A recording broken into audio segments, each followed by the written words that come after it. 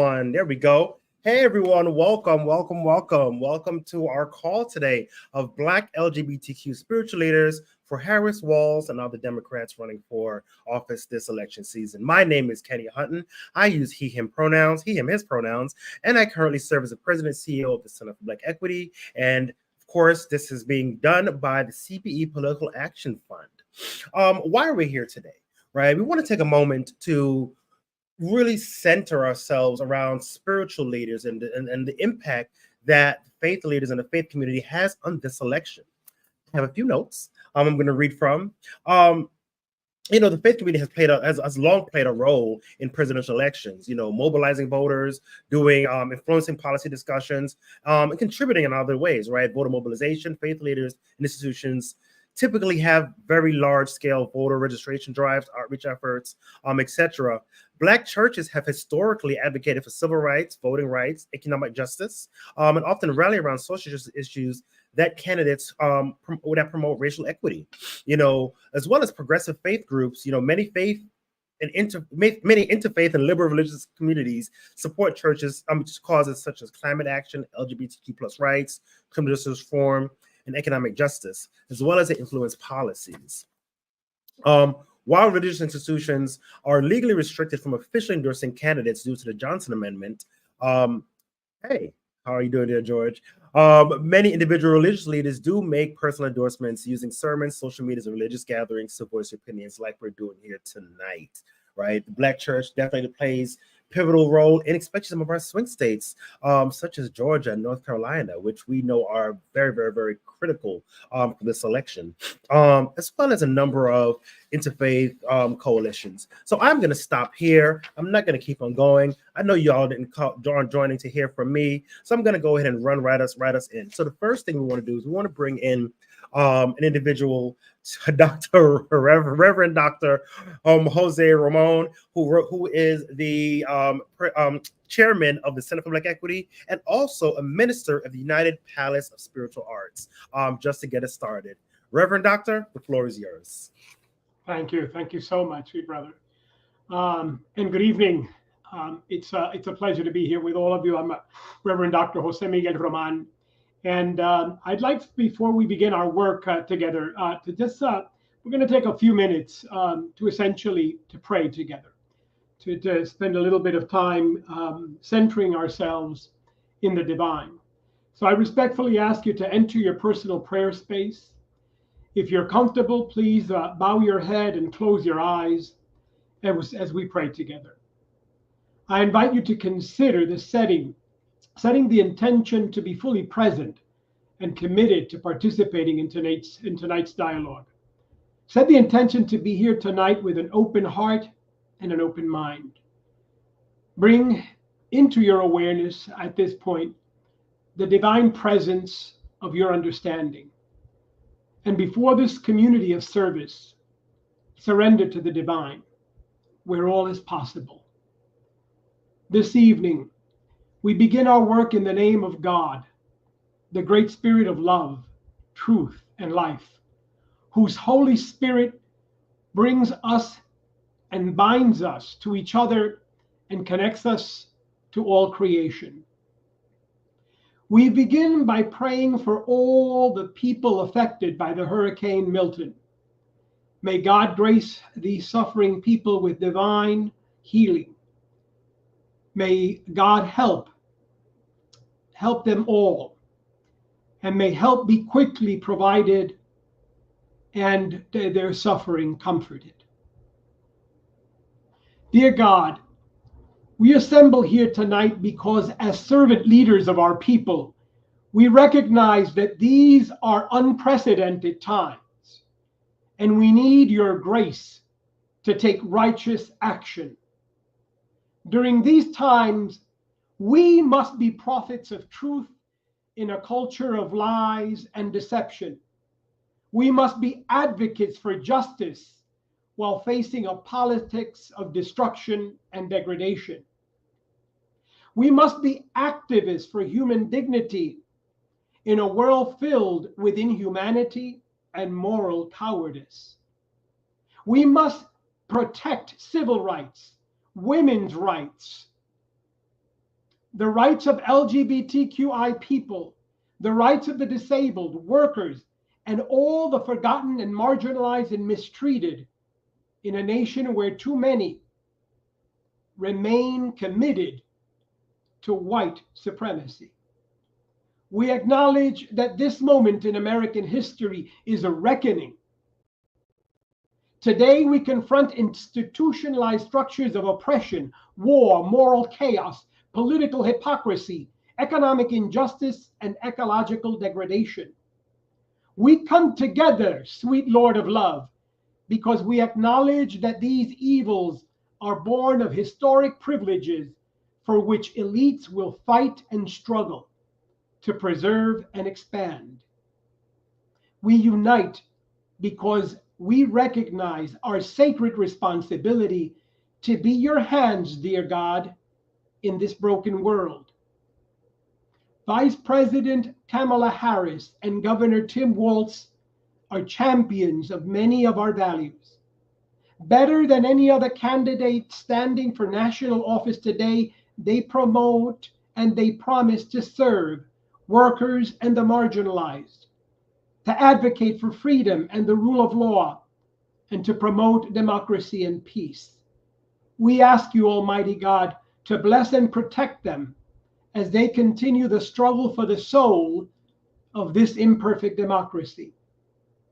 And so, as we close our prayer tonight, sweet Master of our soul, we ask and seek for your grace and guidance as we organize our communities to come out this November 5th to vote for justice, equity, human dignity, and democracy. Even a democracy as imperfect as our own is worthy of preserving and improving. We come together because we believe that this imperfect democracy can be transformed and perfected in time, but only through our actions, struggles, and sacrifices. Sweet God, sweet Lord, sweet Spirit, we sometimes grow tired of the fight, and that is when we need you most to lift us and empower us to continue the struggle.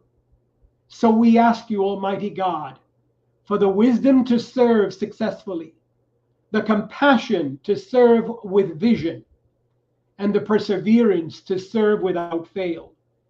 Protect, guide, and inspire us, dear God, to continue the sacred work of human dignity.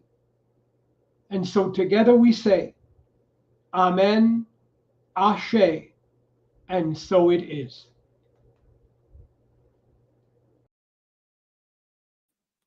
Oh, he went off so fast. Thank you so much. Thank you so much for coming in and centering us. And really getting our minds together for this conversation we're going to have tonight. We have an amazing group of individuals from across the country, right? From the South, from the Mid-Atlantic, from the West Coast, all over joining us to talk. But of course, this is a political conversation we're going to have tonight, a political discussion, a political call, right? So, of course, I want to introduce, before I bring up the next individual, they're a prominent leader in the fight for LGBTQ equality, especially when it comes to the Black community, serving as the former president, CEO of the Center for Black Equity, now our president emeritus, who's been a vocal advocate for increasing Black LGBTQ representation in politics, serving as the longest running caucus chair of the DNC's LGBTQ caucus. Pioneering the Black Pride movement, supported, and as you've heard a lot, has really fathered a lot of the prides we visit and we attend throughout the year that has sprung up to be a movement around the world. Key figure in promoting HIV prevention and awareness in Black LGBTQ plus communities. I bring to you President Emeritus and Chair of the Democratic National Committee's LGBTQ Caucus, Mr. Earl D. Fowlkes Jr. Thank you very much for those kind words, Kenya. And thank you, Reverend Dr. Roman, for those words. I feel like Ralph Abernathy following Martin Luther King on the pulpit, and I hate that. So why are we here? We're here because we believe in democracy. We're here because we believe that we have a role in helping to select the next president of the United States. In my 12 years as president, as chair of the DNC LGBTQ Caucus, I've been pushing the DNC to recognize the Black queer vote as a distinctive population that has to be spoken to and brought into the big tent that we always claim we have. And this year is so gratifying for the first Black LGBTQ call of ministers and faith leaders in our community. So I'm anxious to hear the wonderful things that are going to be said today. But more importantly, you are responsible for helping us, the Democratic Party and progressive groups, progressive people, to getting out the vote, especially in Georgia, Michigan, Wisconsin, Nevada, Pennsylvania, and other battleground states. We need you. That's why we're having this call. Thank you very much for coming on. Absolutely. Thank you. Actually, bring Earl back up for me. I want Earl to go yet. Want to just chat with you for a little bit, Earl. Just take a moment before we go into our speakers, since you have been, very connected to politics and to this movement and to this great groundbreaking historic moment, right? I think I want to start off by talking about, maybe not talking about, emphasizing, because when we talk about it, what's at stake right now? What's at stake is our democracy. We know that if the other side wins, that they have talked about changing our basic freedoms. We're a republic where the many are ruled by the few, and the few are people like Donald Trump. We're going to be in a sorry position. Women's rights will be abridged. LGBTQ rights, the rights of immigrants and migrants, the rights of so many people are going to be impacted because the draconian laws that will be passed and certified by a very, very conservative Supreme Court. We need to have a Democratic president and vice president. We need a Democratic Senate, and we need a Democratic House of Representatives so that we can protect the rights that many of us have fought very hard to maintain. That's what's at stake at this election. Thank you. Thank you. You touched on a number of things, and one of the things that I'm very proud that we're able to do with the CBE Political Action Fund is we created a Black LGBTQ fact sheet about Harris-Walz, right? Because there's a Black fact sheet, there's an LGBTQ fact sheet, but as you can see at the bottom of the screen, we have a Black LGBTQ plus fact sheet. All you have to do to see it is go to cbepoliticalactionfund.com and you'll be able to see it, read it, really learn and see and understand how this administration, this potential incoming administration, is really positioned and how they support us, have been, and are promising to continue to support us as Black LGBTQ people. So we're not just a vote, but know that we matter. All right. So I'm going to move on to our next person. Earl, do you mind hanging out with us for the rest of the evening? Of course. Awesome. Thank you so much. All right. So our next speaker, their bio reads, for over 2 decades of experience in HIV prevention and advocacy for LGBT communities, as CEO of Allies in Hope, he leads efforts focused on PrEP care, rapid start treatment, and providing supportive services to people living with HIV with a clear mission to end the HIV epidemic in the greater Houston area. As a minister of health and wholeness for the Fellowship of Affirming Churches, working to educate affirming and inclusive pastors on HIV, mental health, and LGBTQ plus issues, empowering them to serve better their congregations and communities. Founder of Brothers Speaking, a platform that provides a safe space for African-American gay and bisexual men to discuss issues such as serodiscordant relationships, spirituality, and sexuality. This initiative started with a town hall that attracted over 300 participants in Houston, Texas. As the former HIV program manager of City of Houston and current CEO of Allies in Hope, this next speaker spearheaded an impactful public health campaigns like the I Am Life campaign, focused on HIV prevention for Black and Hispanic LGBTQ plus communities, and the Start Now program aimed at rapid HIV treatment and viral suppression. I bring to you, everyone, Reverend Jeffrey Campbell, all the way from Houston. Hello. Oh, you're a mute. You're a mute. I'm not on mute now. Oh, there you go. Kenya. Good evening, Earl. Thank you both for having me this evening to be a part of this conversation. Absolutely. Thank you. Thank you. So what I want to do, I want to start off, we're really giving opportunity, right, to talk. We have discussions all the time. We have all kinds of structured things. But what I want this today to do, we're going to give you some time to really come on and talk to everybody. Talk to the other faith leaders that are listening. Talk to community members that are listening, because people listen to their faith leaders, right? They listen to these reverends, bishops, ministers. They listen to you, all of you. So I really want you to talk to the people as someone that's living in Houston, Texas, right? About what this election means, and why we should get out and vote for this these folks and all the other people running up and down ballot around the country. Yeah. So thank you so much for this opportunity again. So, I've been voting. I voted my first time when I was 18 years old. So this year will be my 40th year voting.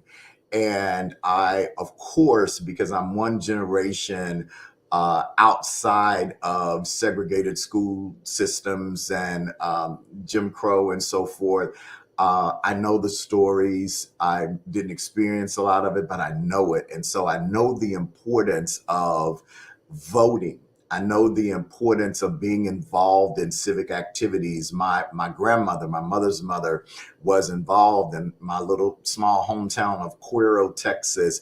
She was part of the NAACP, and she was part of a movement to get schools integrated in my hometown. And that's one of the things that she is remembered for. But when I think from my space of existence as a Black man who identifies as a same gender loving man, as a gay man, as a queer man, in this state of Texas, I'm also a minister. And just a few Sundays ago, I had the opportunity to preach to the folks at Resurrection Metropolitan Community Church here in Houston. And I spoke from Nehemiah chapter 6. And, without like preaching it all again, one of the things, or several of the things that I'd like to raise up, is that Nehemiah had a heart for his people.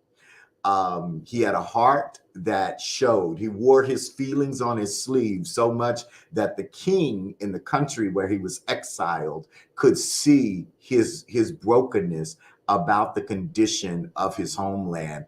And the king sent him back with a degree of privilege, with letters, with supplies to go back to Jerusalem and rebuild the wall of around the city to protect the city from the enemies that were consistently attacking them. And in Nehemiah chapter 6, when there were a few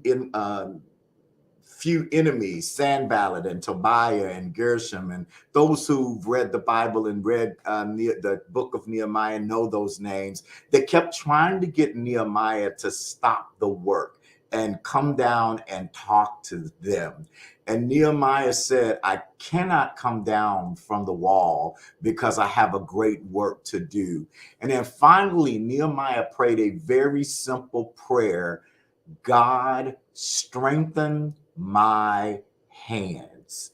And so when I think about from a ministerial perspective and from a preaching perspective, I think about what we should all be asking God, Allah, whomever it is that we pray to, that our hands would be strengthened in this season, because we are indeed fighting a battle against the enemy. However you shape it up, we are fighting against the enemy. We are fighting against individuals who are determined to keep individuals who are minority by whatever ways we're minority, gender identity, sexual orientation, ethnicity, race. They are fighting to keep us as second and third class citizens. And so we have to have strong hands, and we have to have minds that are filled with wisdom to be able to really see the difference in a Kamala Harris and a Walz ticket versus the other ticket, and understand, because this is what I look at it, because I think one of the things you asked on the sheet here was the importance of voting for the Harris-Walz ticket. And the importance is, look at it. Look at the history. Look at what we experienced during the 4 years of the Trump era. Look at all of the things that have happened since that time that were put in place in those 4 years. Look at how those things, and even Project 2025, are being set up to set us back. And so as people of color, as LGBTQ individuals, regardless of our race or ethnicity, we have to vote the ticket that has our best interests at heart.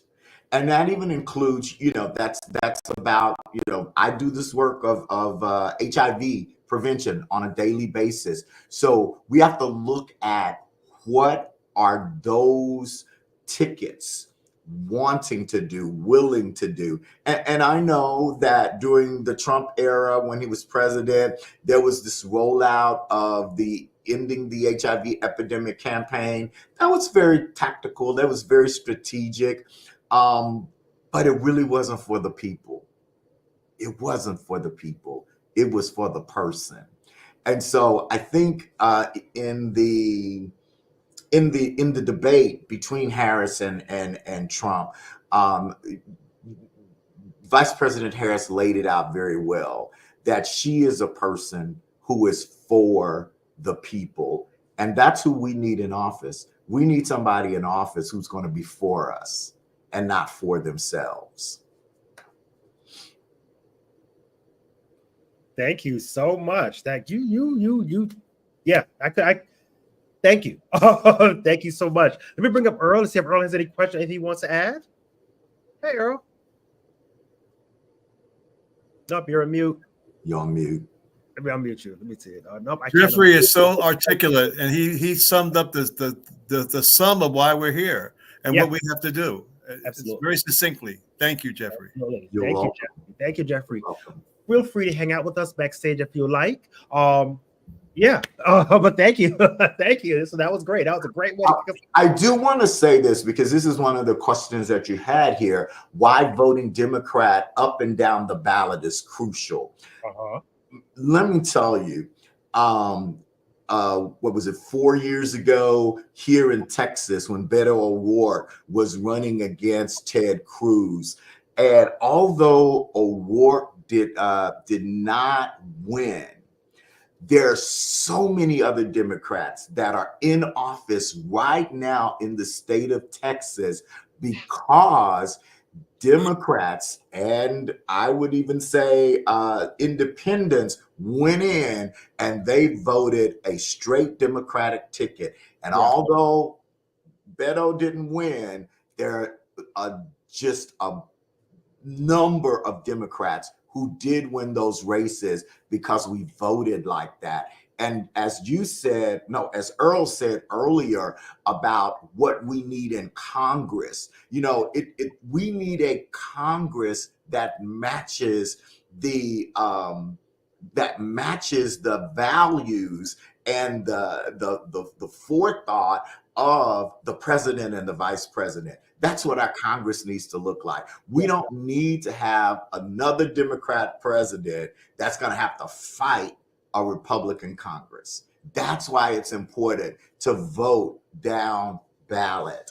And it's also important for us, I support the Victory Fund. And as we look around the country and as we look at LGBTQ candidates for various positions, know who they are. Yeah. Now, I am one. I'm not going to vote for you just because. Right. But I'm going to vote for you because I know who you are. I know what you stand for, and I know what you believe in. And when it matches what I believe in, you got my vote. Absolutely. Thank you for bringing that together, because it is important, right? Because you don't want a president that's going to have to fight every day. And I think folks don't think about that, right? We get so caught up in voting for president, we don't think about these other positions, that if we are strategic with how we vote, we can make our president do the things that we want, things that they promise. But when they have to fight opposition, half of the time they're fighting, we don't see the progress and we get mad at the president. But it's like, we didn't do our part to set the system up for the president to win. So thank you. Thank you so much for that. All right. So the next person that I'm going to bring up for us this evening was actually one of the first, if not the first person to call me and put the idea in my head to create a call like this. All right. To do this. This was right after our Black LGBT community and allies call. She called me and says, Kenya, I want to get on a call. We need to pull something together. And I said, I got you. Right. So we started putting together. So I'm going to start doing the introduction. Founder and pastor of Empowerment Liberation Cathedral in Washington, D.C., and the founder president of Empowerment Justice Center, a nonprofit focused on justice and advocacy, holding multiple advanced degrees, including a Bachelor of Science in Mechanical Engineering, from Howard University, a Master of Divinity and a Doctor of Ministry from United Theological Seminary, and a PhD from Wayland Baptist Theological Seminary, alongside her work as a realtor and real estate investor. Talk about a Renaissance woman, right? Like, you do everything. A passionate advocate for justice, actively involved in voter outreach, organizing with Win with Black Women in Maryland, serving on the DC Mayor's Interfaith Council, and engaging in voter registration and political action through her church and community initiatives. Please join me in welcoming Dr. Bishop Allyson Abrams. Hello, good Bishop. Evening. Good evening, Kenya. I'm so glad that you put this together, because I was going to keep calling you until you brought us together. So I'm so glad to be here tonight. And to our chair emeritus, Earl Fowlkes, good evening.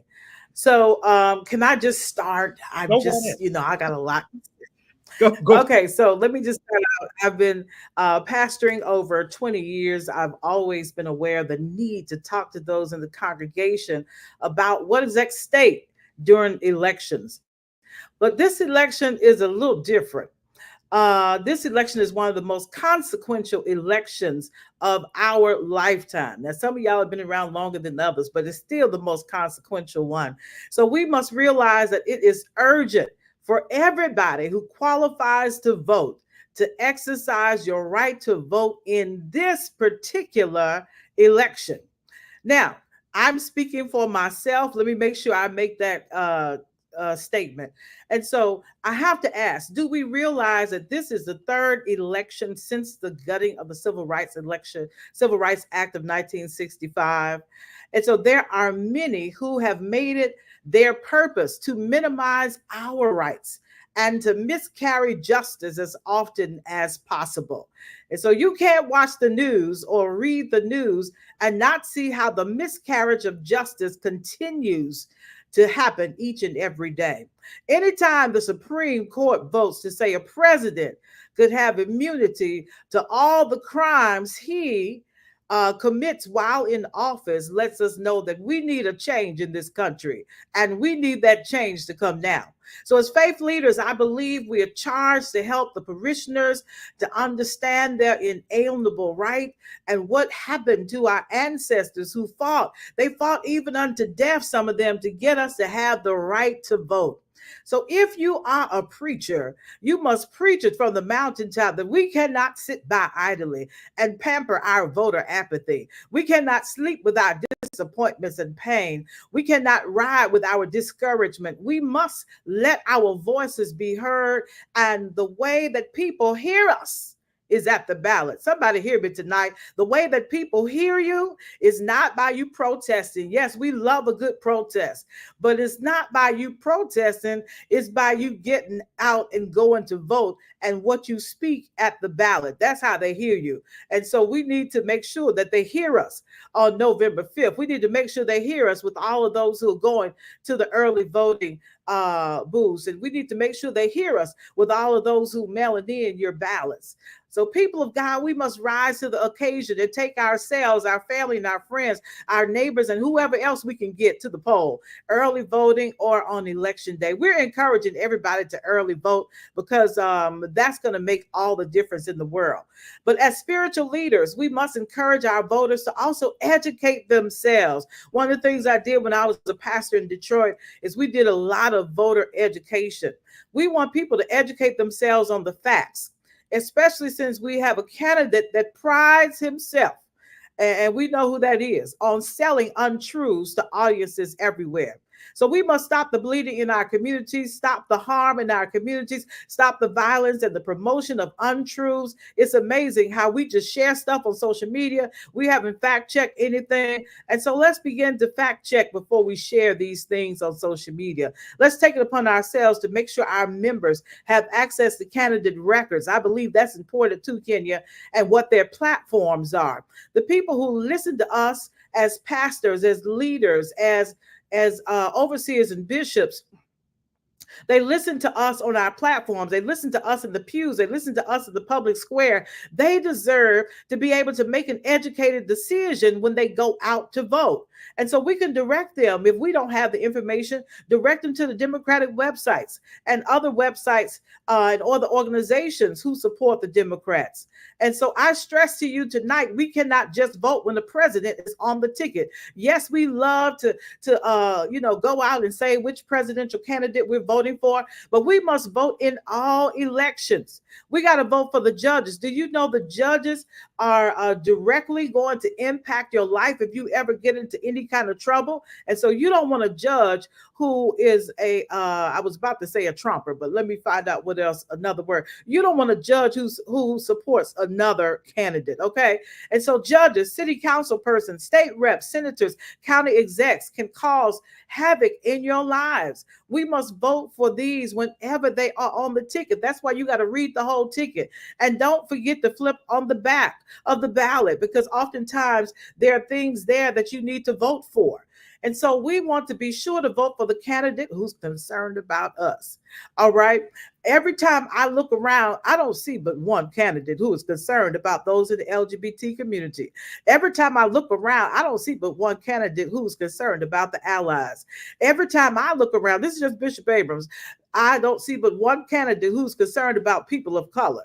I don't see but one candidate who is concerned about those who are differently able. I don't see but one candidate who is concerned about those who are looking to create families and they may have to create them differently.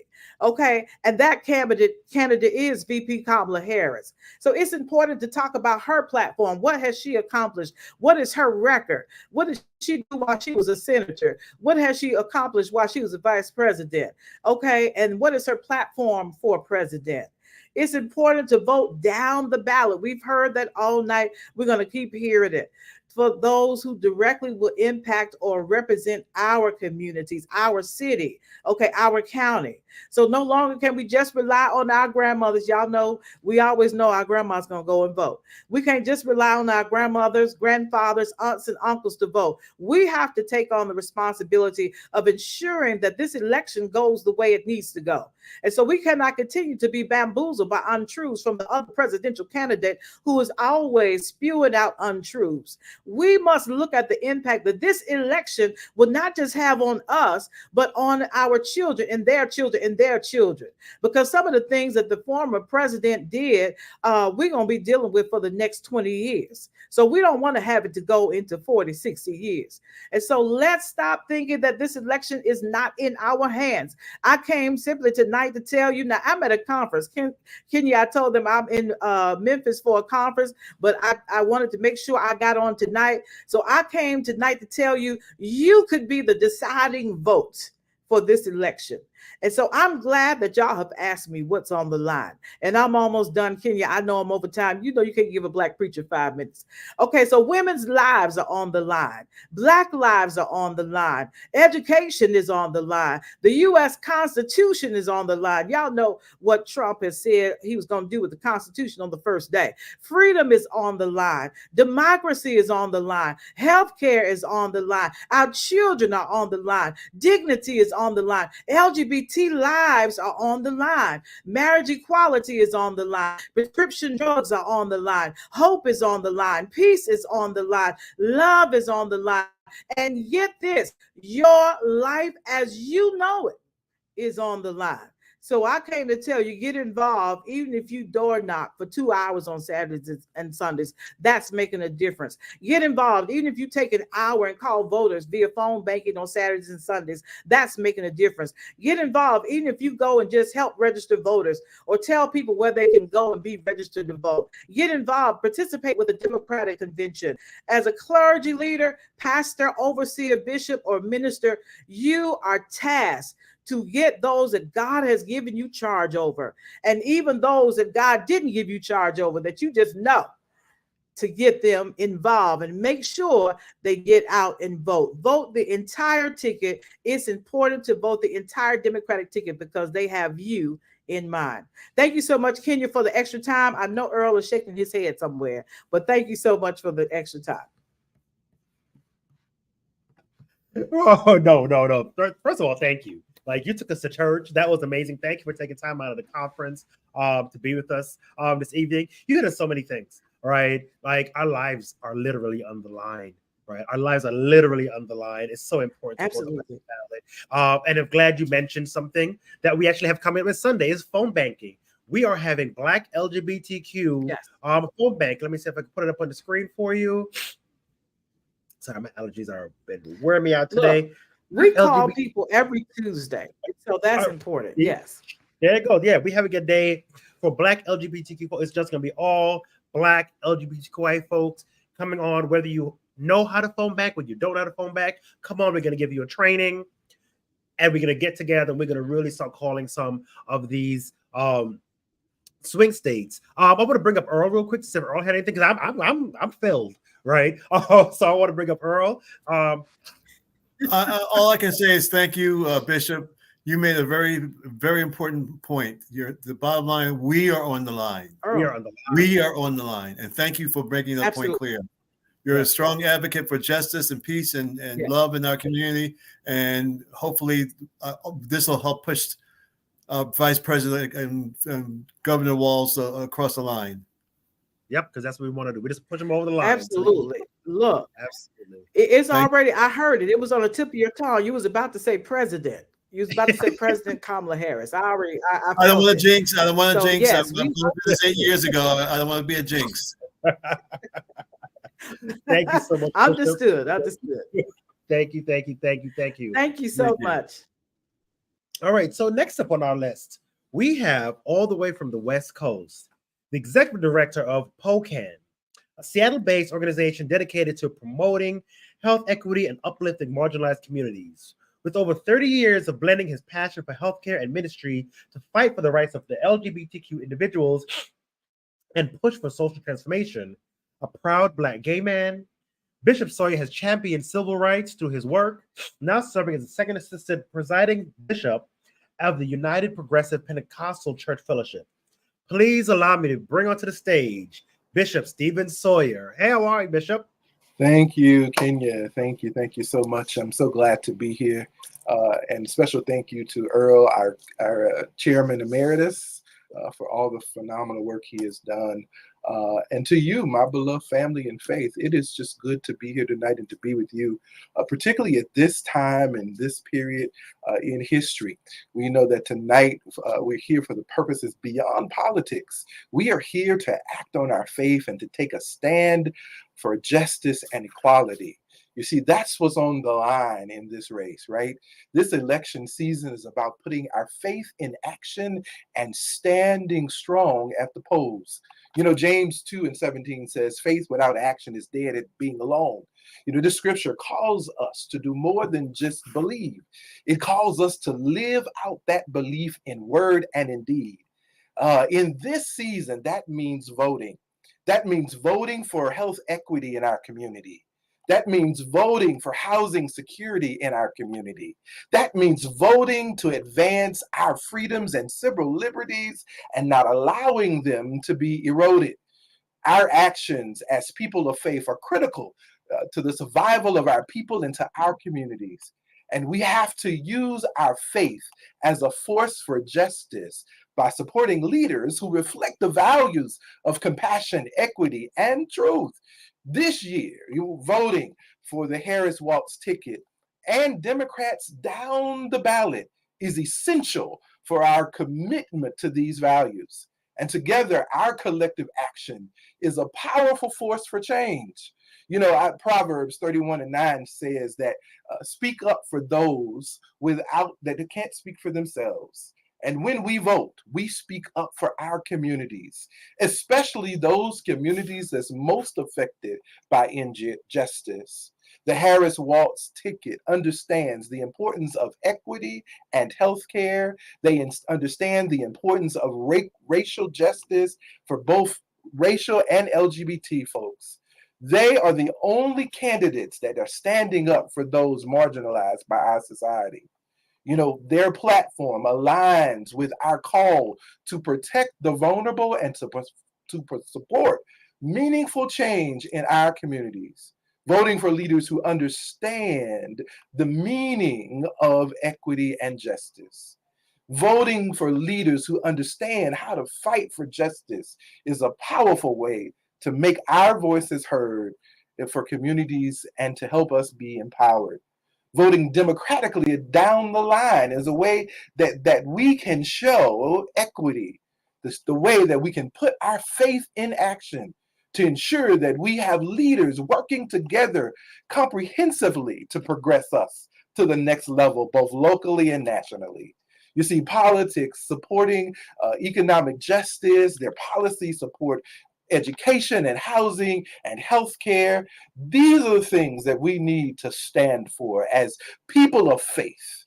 Yes, voting for Democratic candidates across the board will strengthen the commitment to change. Let us not forget that we also want to support our fellow brothers and sisters, LGBT community and queer folks that are running for office across the country. It's so important that we vote democratically down the line, but we also vote for individuals who have our best interests at heart. Individuals who are voting for representation, inclusion, and justice. And when we uplift leaders who know our struggles and are willing to fight for policies and to embrace all identities, all of our stories, and all of our communities, we can make this country a stronger place. Tonight, I'm asking you to commit to doing three things. One, to pray. Pray for our nation, that we may choose leaders who work with integrity and compassion. Two, prepare by ensuring that you, your family, your church community, and your friends have a voting plan to vote down the ticket. And preparing by sharing this call and others like it and supporting candidates who are aligned with justice, compassion, and equity. Romans 12:21 reminds us, do not be overcome by evil, but overcome evil with good. Voting is our chance to overcome through our choices, our courage, and our faith in action. Thank you so much. I'm just so glad to be here. Come on now, we are having church tonight. Thank you so much for that. Bishop Sawyer, you said some important things. One thing, having a plan to vote. And I think sometimes we'll think about that. And we have to start by checking your voter registration. Check to make sure you were one of those people that was purged. We have a number of states that purged voters, right? What's popped up on the screen is visit the CBE Political Action Fund.com. Check out our voter hub. You can learn how to check your vote. Request mail-in ballots. A little too late right now for some places, but request your ballots. If you're not registered, you can still register in some spaces, right? It's very important. It's very important to make sure we have that plan. Thank you very much. Chairman Fowlkes, I'm going to bring you up. I want to thank Bishop Sawyer for reminding us of who we're voting for. Yes. I've had the opportunity to speak to both Vice President Harris and Governor Walz, and they're two of the most progressive people I've ever met, and they're probably two of the most progressive candidates ever to run for president of the United States. Yeah. We need them in office. It's essential that we are going to turn our corner around, turn this country from the hate-based politics that's been developing the last few years to compassionate-based, bottom line, progressive-based candidates that we need to turn our country around and to lift up those people who need to be lifted up in our society and not forgotten and pushed aside. Thank you for reminding us of who we're voting for. Yes, we have to vote because our lives do depend on it. We know we say it all the time, but people don't realize that our lives really depend on this election. Thank you so much. Thank you so much. Thank you so much. All right. So we next for our next speaker.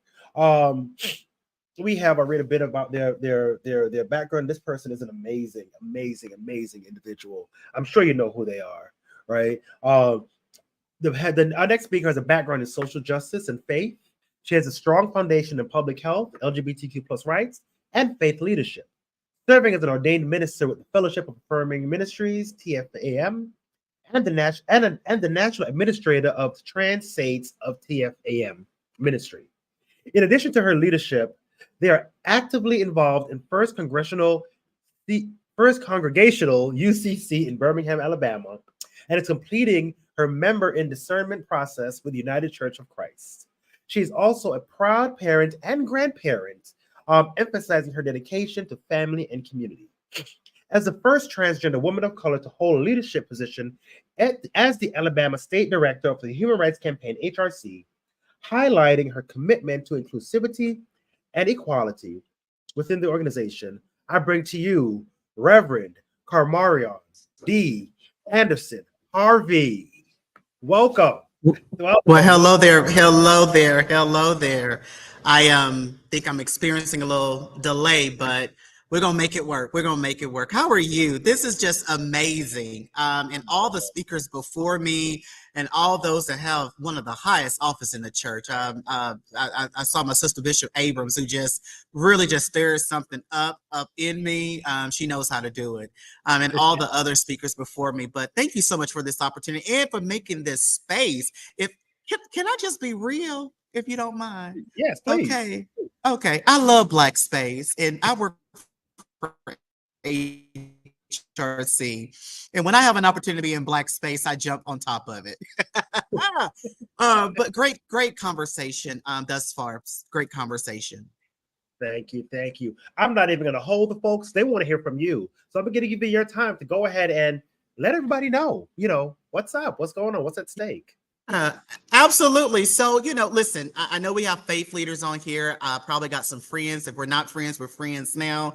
And to my siblings, one, it's an honor to be before you on this evening to discuss one of my favorite topics. And I'm going to center this around equality because that is my life's work. And there is no better candidate that I must say than none other than Vice President Kamala Harris and Governor Tim Walz.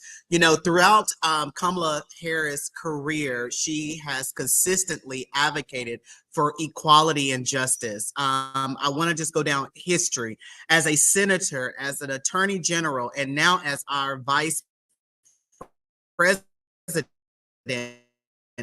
who is already on the job. I want y'all to get that, okay? She's already doing the work.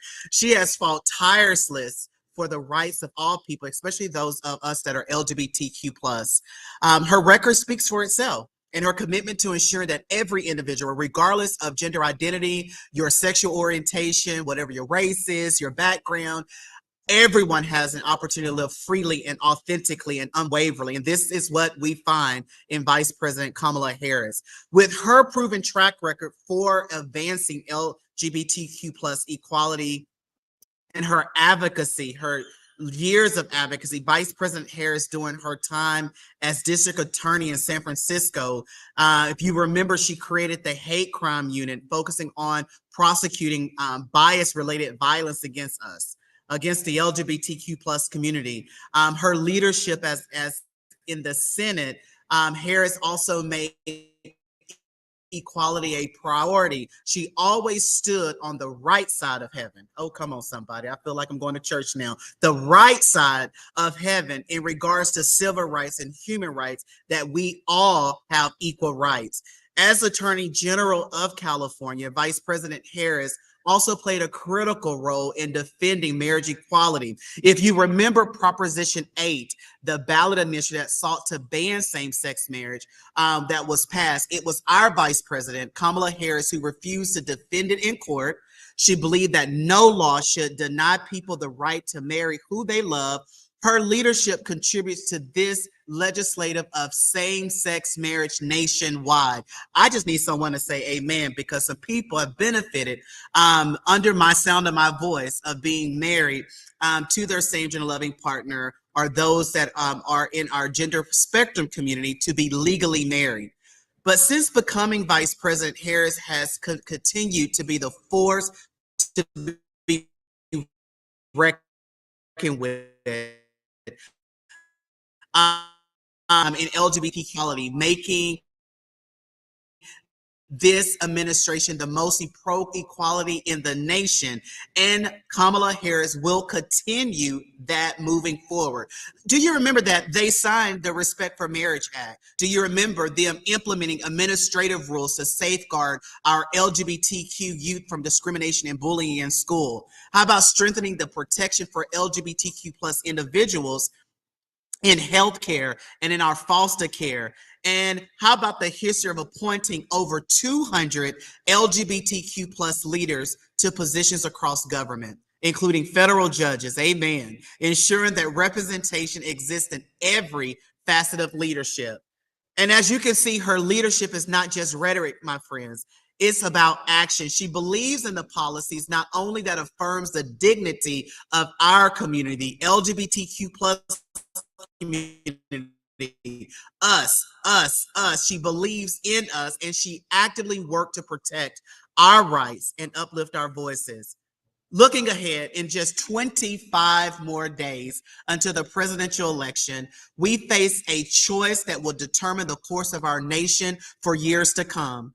Now, we know the threat posed by a candidate like Donald Trump, who seeks to roll back progress we've made.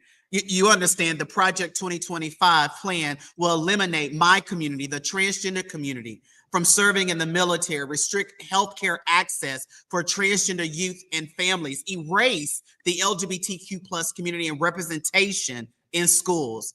His agenda is clear. It is to divide the LGBTQ plus community and take away our freedom when we fought so hard to secure them. And that's why Vice President Harris is the choice for our Democratic Party. That's why she's the choice to be our next president of the United States of America, because she has fought tirelessly to ensure that her fierce advocacy doesn't go unnoticed, but more importantly, to make sure we're centered in our visibility and in our truth.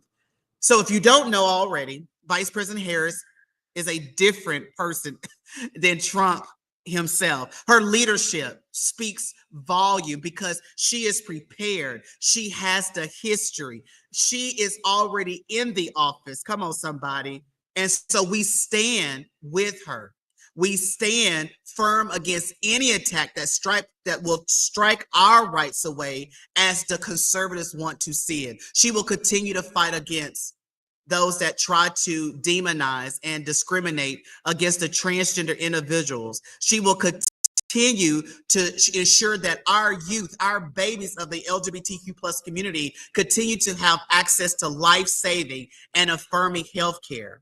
She will protect families from discriminatory policies that includes love and acceptance and not hatred, that is dividing this nation, but in essence, she is going to provide her leadership to bring us all together. And so as people of faith and conscience, it is our moral responsibility to support a leader whose values is about equality, whose morals is about equality, who understands the importance of justice for all people, and who actively fight for the marginalized and those that are least of us. So Vice President Harris has always stood on the right side of justice. And in her, we find a candidate who is not only supporting us as LGBTQ+, but also everyone, because she believes that everyone is equal. So again, in 25 days, the election is more than just about politics. It's about choosing a leader like Kamala Harris, who sees the humanity in all people, who will fight to ensure that everyone, no matter who they are or who they love or what seat they sit in, that we are all receiving equal access. In Vice President Harris, we have a champion for equality. Her record, leadership, and vision for the future have shown us that she is the right and only choice to lead the nation forward. She's not only the best pro-equality candidate or the LGBTQ supporter in the race, but she is also the leader we need to continue the fight of justice, dignity, and respect for all. So I have a call to action for you this evening. It is to appoint and anoint and deputize each of you to stand with me, to stand with the Human Rights Campaign, stand with all of those that's on this right side of heaven that want to see change in this nation, for us to be able to be treated as humans and be treated equally. That's in President Harris for our next president of the United States of America. The future of equality depends on it. Your vote depends on it. Together, together, together. And guess what? Take somebody with you. Take your mama, take the daddy, take the auntie, the brother, take the chosen family. Take somebody with you and let us make a difference for the radical change, the radical justice, and for everyone that deserve equality for all. Let me leave you with this. It's a word from the Christian text. God told the prophet in the book of Habakkuk 2:2. Are we reading the word, saints? In 2:2, Habakkuk, to write the vision and make it plain, so those who read it will understand and run with the knowledge of it at the appointed time. Well, friends, let me just declare that this is the appointed time and everything is at stake right now. And Vice President Harris is prepared and ready. It's time to support her victory in November. So let's move forward with determination and faith, knowing that we can and will make a difference together. I thank you for this time, and may God bless you all on this journey of voting in faith.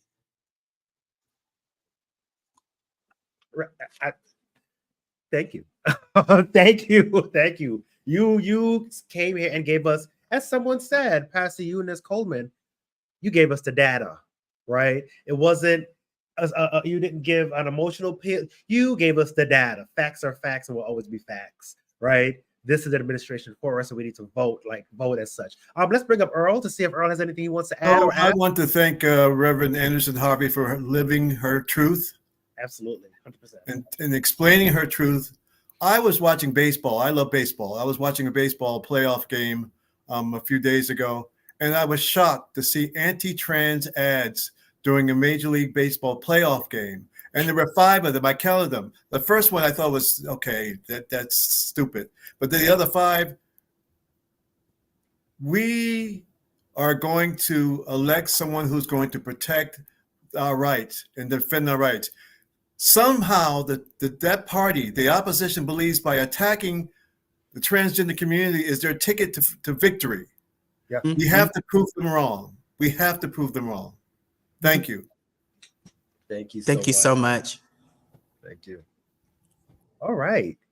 So next up, we have a next speaker. Ooh, I'm sitting here like, yeah, and I'll share what I'm thinking before we close. The next speaker was raised in a small Baptist church in Washington, D.C., where he experienced the unconditional love of God from a young age. However, after his pastor's death and encountering a new leader who was hurtful, he left the church until he met Bishop Kwabani Cheeks and becoming a founding member of Inner Light UFC in 1993.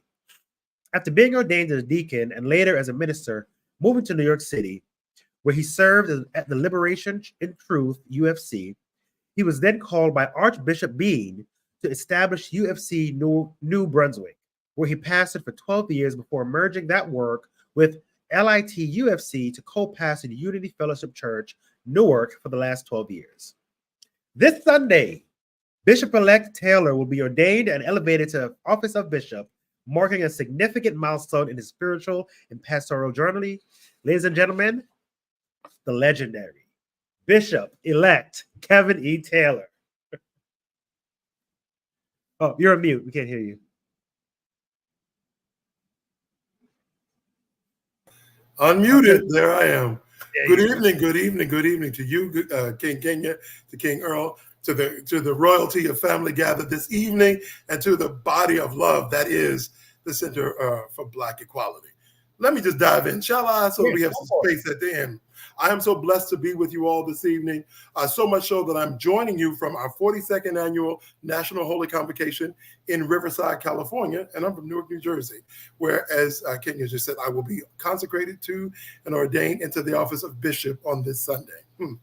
To be in a civilized conversation, we don't talk about politics or religion. That's what we're told. So how powerful is it that we are gathered here tonight? As a young man of 27 years old, I was present at Benjamin Banneker Field in Washington, D.C., across the street from Howard University, for the very first Black LGBTQ pride, Black gay pride in the nation. We want to believe that we are all alike and that birds of a feather flock together. That's why we don't want to have these uncomfortable conversations about religion and politics. We don't want to have these conversations, but the chickens are coming home to roost in this election. We don't want to have these conversations because these conversations ruffle feathers, And when the feathers fly, you can tell the difference between pigeon feathers and dove feathers. You can tell the difference between eagle feathers and peacock feathers. And some people don't really want you to know who they are, because when the feathers fly, you know it without a doubt. This is essential as we imagine what we have to do in this fight. Imagine what it would be like to be fighting with somebody who is a coworker, when at the end of the day, you don't have the same tally, the same mindset, the same idea of what success would be. Imagine other jobs operating the way this can happen. That is why it is so pivotal that we have Vice President Harris, and then Governor Walz, and then a Democratic Senate and Congress, because they've already shown, the other side has shown what happens when they take totality. Something that was said to be the law of the land and untouchable was removed. They looked into cameras like I'm looking at you now and said, President Obama cannot appoint a Supreme Court justice in his last year. And if that happened to us, we would give the same reverence to not doing it in the last year. And then they got the same opportunity and lied to our faces. We've got to get very clear about what it means to be able to stand up and speak for our mothers and our grandmothers and our great-grandmothers, for our nieces and our nephews, our cousins, and those people in our families who've gone through the system whose votes have been eradicated. I am a native of Washington, D.C., not the DMV, the city itself. And I've been engaged in politics since I was 10 years old, and have worked on campaigns since I was 17, because I would be of voting age by the time the election happened.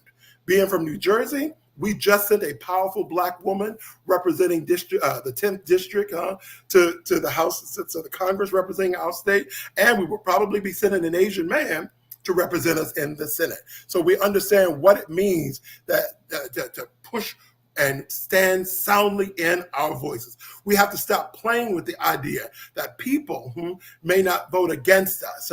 We have to be just because we have different viewpoints. This time they're voting against you. Tonight, your voice and your vote is on the line because democracy is on the line. Be very clear about that. He has said, this is the last election you will have to vote in if you vote for me. That is saying I will restructure the system. And how do we know that? Because he did the same thing with Roe versus Wade. How do we know that? Because they said they wouldn't do a certain thing with the Supreme Court, and they did it anyway. So be very mindful of what is happening here. And in case you're not sure, let me take this little thing I wrote down. Make America Great Again suggests that when women couldn't vote and stayed in their place, that when blacks weren't so uppity and stayed in their place, when Latinos came to America and changed their names and blended in and stayed in their place, and that when LGBTQ folk were closeted and silent and stayed in their place, when people were crammed into societal boxes, that was great for someone. But none of those people are listed. But marches and rallies and voices and votes have shown America that as a country, we shine biggest and brightest when our people stand tallest. And I want to ask you to ruffle some feathers of some of your family and friends and bring up politics and religion. Why? Why so? Why, preacher? Because a huge component of the people we are dealing with are stuck in this place called undecided because they are so lost in the social media dribble. They are so lost in not just the news anymore, but commentators and blogs and podcasts and people saying stuff like, he gonna give me another stimulus check. And then you say on camera, he didn't do that stimulus check. And they go, well, what am I voting for him for? Well, if that's all you had, what were you voting for? Because there's some people who think he's gonna make it rain for them like he did for his sons and his daughter, while he was sending money to Mar-a-Lago and Bedminster, while he was making deals that was only to his benefit, not even for a certain public, for him and rich people like him whose tax brackets shrank. Be very clear what this is about. Be very clear that we've got to get clear about getting to business because there's some people who don't understand. And we as a people know what it's like to have to do the work sometimes to educate folks. We had to do it with LGBTQ rights. We had to do it with marriage equality. Well, we're going to do it with democracy because they don't teach government in school no more. So help them understand what is on the line. Please help me. Please help me help somebody. Help people understand the lies and the lunacy versus, wait for it, the facts. Help people, help brothers and sisters. Help people understand that she went to Howard University. She advocated for less sentencing when it came to drug charges. And while some 1,900 cases came across her desk, only 45 people served jail time. I want you to help people understand that she is serving ferociously in the White House. And I just want her to be able to move her personal furniture from the Blair House to the residence. That's why there's one choice for us. That's why we must be very clear that when they struggle with the idea of a woman leading the greatest nation in the world, they say that we are catching up in history because in Africa, in Asia, and across the globe, this has already happened. How many presidents have we seen stand with Angela Merkel? How many of us remember Margaret Thatcher? We're so great that we have to catch up with people who've been doing this already.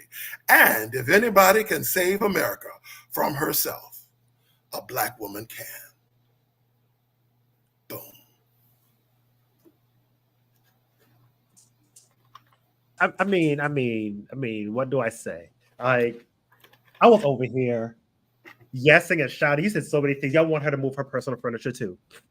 I'll help. I will help you. I will help you move. I've helped many a friend move. I'll help her. Right? Oh my God, that was great. That was amazing. So many touch points you touched on about the facts and ruffling feathers. You know, it took me back to a line from Paris's Brand where she talked about feathers, right?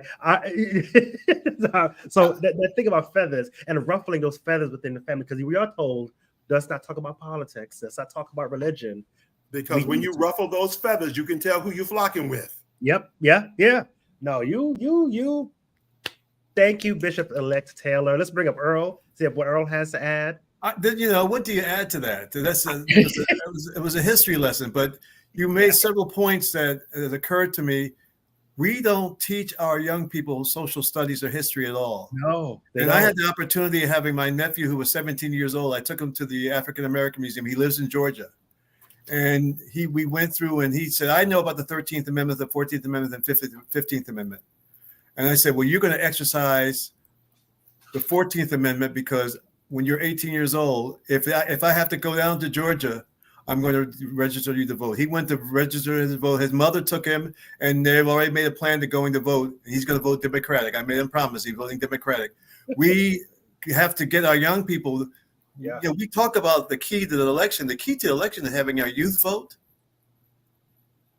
We've not talked about them very much. And we have to understand that we are talking about a young population of people for whom many, this will be their first election, and they did not have government. So they think the president's supposed to change things. She's in the White House. Why doesn't she change? Do you understand that? So I want young people to understand it from this vantage point. When Keke Palmer is shown a photo and she said, I don't know this man. I don't know who this man is. She was talking about a man who at the time was vice president.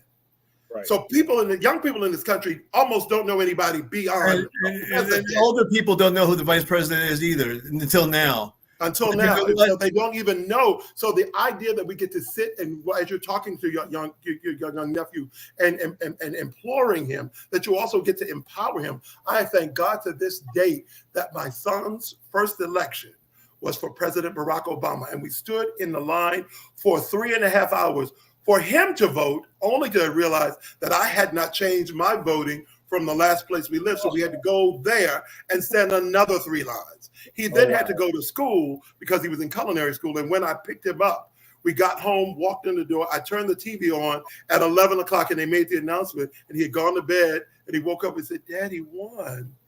Like, Dad, he won. Like, my voice did something. My vote did something. It wasn't just cheap T-shirt talk. It worked. It meant something to him. It's so important. It's so important that we do this with our young people. Absolutely. My grandmother, when she voted, I'm not gonna say what year it was. I went with her to the polls when I was 5 years old, and she made me promise her when I was 5 years old that I would vote every election. And I've missed one election. And I think it was school board of the town I lived in, the township I lived in New Jersey, because I made that promise to Granny, and Granny made me promise. She goes, Junior, you got to vote. And I'm like, why? What's voting? Why do I have to vote? She goes, because that's going to keep our people free. That's going to keep our people free. I vote so much that the woman I spoke of, now Congresswoman Monica McIver from Newark, New Jersey, from the 10th district. I'm in the 8th district. I called, they said, no, you get to vote. And then I was like, wait, I think I'm in the 8th district. So I went to the poll anyway, and I wasn't the only one to show up. And we couldn't vote because it was outside of our district, but we were there anyhow. Right. Yeah. So I want to be active. Thank you so much. Thank you. That was wonderful. Yeah, this is wonderful. That was a great. Thank you. All right. So I mean, I was sitting here thinking, you can bring Earl up. I didn't know, right? When I got the call and was asked to put this call on, I didn't know it was going to be as powerful as this call was, as this conversation was, to hear from all these individuals. I didn't know, right? And I'm sitting here, and every time I'm off camera, I'm just like, oh wow. Sometimes you just gotta just follow, like, right? You just gotta follow, and I'm glad that I have the support system. I have folks like you, Earl. I have the community that I was able to call on to come and be here. This was an amazing call. Go ahead, Earl. I feel like you're going to say something, and I can't say anything because I remember years ago, my father's a minister. And years ago, I went to a church and they had like a marathon. They had like 6 or 7 ministers speaking in a row. They each had 10 minutes to speak, and they all did this in 10 minutes. Every speaker hit a point that the other speakers didn't make. Every speaker, and it tells me, and I hate to be corny about this, but this is when the Spirit flows, it flows. It flows. And the Spirit was flowing tonight. And let's hope it flows to November 5th. To those people who are sitting around and halfway in the midday and like, I'm not going to vote because it's raining or it's going to rain or it's cold. Let the Spirit flow to these hearts and minds of these people. Everyone who can vote. Call someone who's older. Ask if they need a ride. And be careful in some states that it's against the law. And some states it's against the law to give water out to people waiting in line. But know the law, but take someone to the polls. Take someone to the polls. That's all I have to say. That's really. I could have said these people, these pastors, these faith leaders. Our community is in good hands, faith-wise and spiritually wise. Yes. It's good to be. It's good to know that, to have that confirmed. Yes. I just want to say, yes, I agree. This was great. Thank you all for coming. Thank you everyone that watched. Thank you everyone that's gonna be watching later. Because the spirit was moving definitely tonight. Like I was here in the house by myself, like shouting and carrying, yes, doing what I do in church. Like this was. They took me to church. We had service tonight, and it was. Now good. You have to go to church. I do want to say before we close an official thank you to you, Chairman Fowlkes, for your leadership, for your presence at the Democratic National Committee, to making sure that Black LGBTQ folks, individuals, have a space, are heard, allowed myself to be there and take part of it, and bring my husband along with me, which when Reverend Carmarion mentioned that earlier, on Anderson-Harvey mentioned that, I was just like, I was one of those that benefited from the marriage equality being signed, right? Thank you for your leadership. Thank you for always fighting for community. Thank you to Reverend Jeffrey Campbell. Thank you to Bishop Allyson Abrams. Thank you, Bishop Stephen Sawyer. Again, thank you, Reverend Carmarion D. Anderson-Harvey. And last but not least, thank you, Bishop-elect Kevin Taylor, for rounding us out. What's interesting is like this wasn't the original flow that I had, but things happened and I had to make some changes. It's called spirit. It just turned out so well. Like the way everyone just went out was just so perfect. Thank you all for joining us. Once again, don't forget, on Sunday, we're having the Black LGBTQIA phone bank for Harris-Walz. This was going to be a time for all the Black LGBTQ folks to come together, right? And we're going to get on a Zoom. We're going to talk. We're going to get trained by the DNC. It's not just going to be me rambling. We have official DNC staff coming on to train us. You don't have to worry about your phone number. We're going to be using an auto dialer. We're going to show you to do that.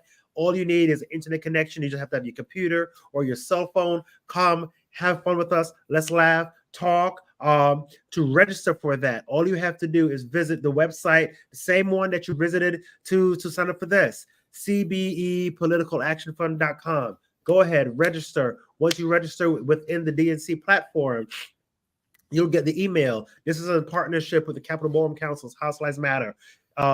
Reason why we partner with them, because we want to make sure we're getting everybody, right? We want to make sure we're reaching and bringing younger folks, older folks, make sure we're reaching everybody to have this moment to activate and call some folks in those swing states. There's going to be a Black LGBTQ person going to hear one of us on the other line and realize that, oh, yes, there's people out here that are really fighting. This is important for us to get out of here. We're going to even give you the script, right? So you don't have to do anything. Take the script and make it your own. Join us. And of course, on election day, if you haven't already cast your vote, if you haven't mailed in your ballot, get out and vote. In 25 days we have? Get out and vote. We have a few days later. I want to go ahead. Earl, do you have any closing thoughts? Closing statement? No, this has been wonderful. There's been everything that needed to be said has been said. Absolutely. All right. So once again, I'm going to thank you, Reverend Dr. Jose Miguel Roman, for joining us, starting us off in prayer. I want to go ahead and hand it back over to you to close us out with prayer. Excellent. Thank you so very much. So dear brothers and sisters and spiritual siblings, as we close this evening, let's once again pray together. If you feel comfortable, please close your eyes, bow your heads, and bring into your mind and heart the sacred, the divine of your understanding, and surrender. Dear God, Master of love and truth, we thank you for this evening's frank and powerful conversations, and for this opportunity to share and plan to act in the name of justice and human dignity. We thank you for bringing us together in a spirit of action. We acknowledge that the work of justice is difficult, slow, and hard, but the rewards are abundant and life-affirming. We know, sweet Lord of love, that our work in the coming weeks is necessary. It is urgent, and it is holy work. United in action, we leave tonight confident in this faith community's commitment and our people's power, magnified by the unity of our purpose. We are unwavering in our commitment to ensuring the victory of truth over lies, justice over inhumanity, equity over greed, dignity over prejudice, peace over war, and love over hate. Please help us, sweet Spirit of justice, as we work to bring all our people to the polls on November 5th. Let us ensure the success of Vice President Kamala Harris and Governor Tim Walz, so that come January, this nation will have the leadership to serve the needs of justice, equity, ecological sustainability, basic human decency, domestic unity, and global peace. Our collective action, fueled by our shared commitment to justice, can perfect this imperfect democracy over time, mend this broken country, and bring healing and unity to this fractured world. This is our faith, inspired by our love for each other and your unending love for us. We ask all this in your holy name as we say together, Amen, Ashe, and so it is. Good night, everyone.